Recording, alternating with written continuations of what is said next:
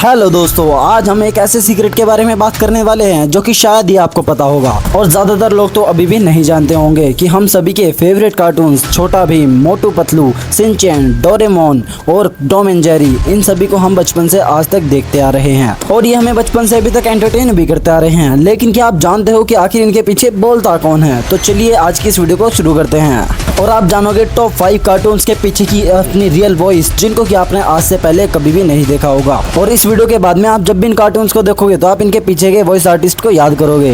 Number 5, सबसे पहले बात करते हैं हमारे देसी सुपर हीरो यानी कि हमारे छोटा भीम के बारे में। क्या आपने कभी सोचा है कि छोटा भीम की देसी वॉइस और इतनी सारी एनर्जी आखिर आती कहां से है? हमारे प्यारे छोटा भीम की आवाज दी है सोनल कौशल ने। जी हाँ, एक फीमेल आर्टिस्ट।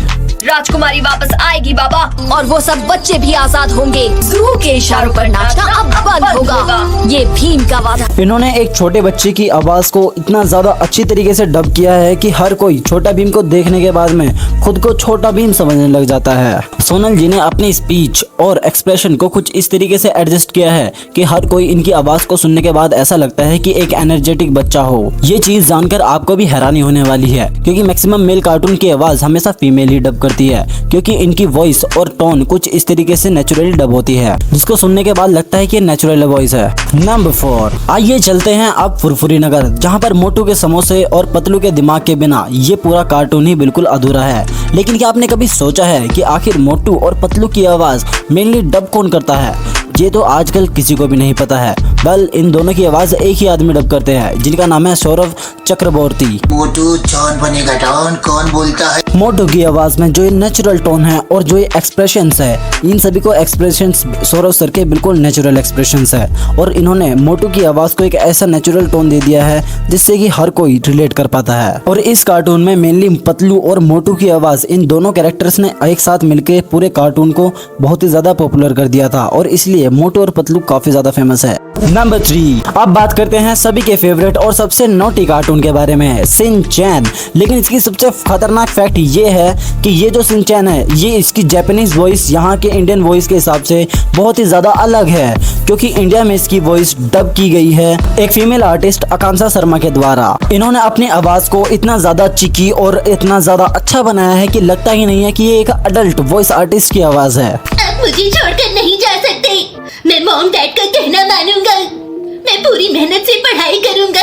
वादा करता हूँ मैं रोज शिमला मिर्च भी खाऊंगा। शिनचैन कार्टून में फेमस होने वाले डायलॉग्स जैसे कि मम्मी मुझे चॉकलेट चाहिए और इसकी हरकतें इसीलिए इतनी ज्यादा हिट हो पाई थी क्योंकि फीमेल आर्टिस्ट की वॉइस ने इसे एक देसी तड़का दे दिया था और इसी वजह से आज भी बच्चे से लेकर बड़े तक सभी शिनचैन को देखना काफी ज्यादा पसंद करते हैं।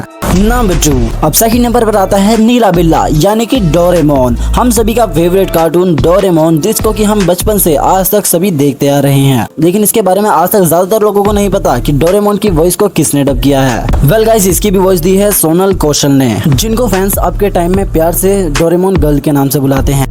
वो इतनी स्वादिष्ट है कि उसे देखकर ही खाने का मन करता है, बल्कि सुनकर भी खाने का मन करता है। सोनल कौशल एक फेमस और फीमेल वॉइस आर्टिस्ट है जिन्होंने कि डोरेमोन के अलावा छोटा भीम में चुटकी, कृष्णा और भी कई सारे लोगों की इन्होंने वॉइस दी है और इतनी अच्छी प्रोफेशनल वॉइस होने की वजह से इनकी वॉइस डोरेमोन से इतनी अच्छी तरीके से मैच हो जाती है और इतनी ज्यादा अच्छी तरीके से उन्होंने डब किया है कि आज भी अगर कोई डोरेमोन देखता है तो ये वॉइस इन्हें कभी भी भुलाई नहीं जा सकती और इसीलिए आज भी घर घर में डोरेमोन को देखा जाता है, लेकिन फिर भी थोड़ा सा आरामी है। नंबर 1, अब बढ़ते हैं अपने सबसे फेमस और evergreen cartoon Tom and Jerry की तरफ। लेकिन अब सवाल ये पैदा होता है कि टॉम एंड जेरी कार्टून में तो कोई डायलॉग ही नहीं होता, तो फिर इसकी आवाज आखिर देता कौन है? वेल, टॉम एंड जेरी में ज्यादातर वॉइस की एक्टिंग विलियम एना ने की थी, जो कि बेसिकली इस शो के शो क्रिएटर भी थे, जो कि खुद ही टॉम का गुस्सा और जेरी के हंसने वाले एनिमेशंस को खुद रिकॉर्ड किया करते थे और बाकी के साउंड्स जैसे कि जेरी के चिल्लाने की आवाज और या फिर और बैकग्राउंड की आवाज बाकी सब आर्टिस्ट बनाते थे। इसीलिए आज भी टॉम एंड जेरी की ज्यादातर आवाज किसी वॉइस पर नहीं बल्कि एनिमेशन और एक्सप्रेशंस के ऊपर चलती है और इसीलिए टॉम एंड जेरी एक एवरग्रीन कार्टून है जिसको कि आज तक हम सभी बचपन से लेकर अभी तक देखते हुए आ रहे हैं। वेल, आप बताना आपको इनमें से कौन सा कार्टून अच्छा लगा और कमेंट में बताना कि आप जानते थे कि छोटा भीम के पीछे एक फीमेल आर्टिस्ट है और मोटू पतलू के पीछे एक ही आदमी है जो कि इन दोनों की आवाज भी देता है और शिनचैन की जो आवाज है और जो डोरेमोन की आवाज है उन सभी की वॉइस आर्टिस्ट आपने आज जान ली है। और टॉम एंड जेरी में तो कोई वॉइस ही नहीं होती थी, तो सारा काम एनिमेशन का होता था। अगर आप ये पहले से जानते थे तो एक बारी कमेंट में जरूर से बता के जाना। और हाँ, अगर आप हमारे चैनल पर नए हैं तो चैनल को लाइक करके चैनल को सब्सक्राइब जरूर से कर देना, ताकि आपको ऐसी ही जबरदस्ती वीडियो देखने के लिए मिलती रहे। और अगर आपको आज की ये वीडियो पसंद आई हो तो एक बारी कमेंट में जरूर से बता के जाना। हम मिलेंगे आपसे नेक्स्ट वीडियो में। बाय।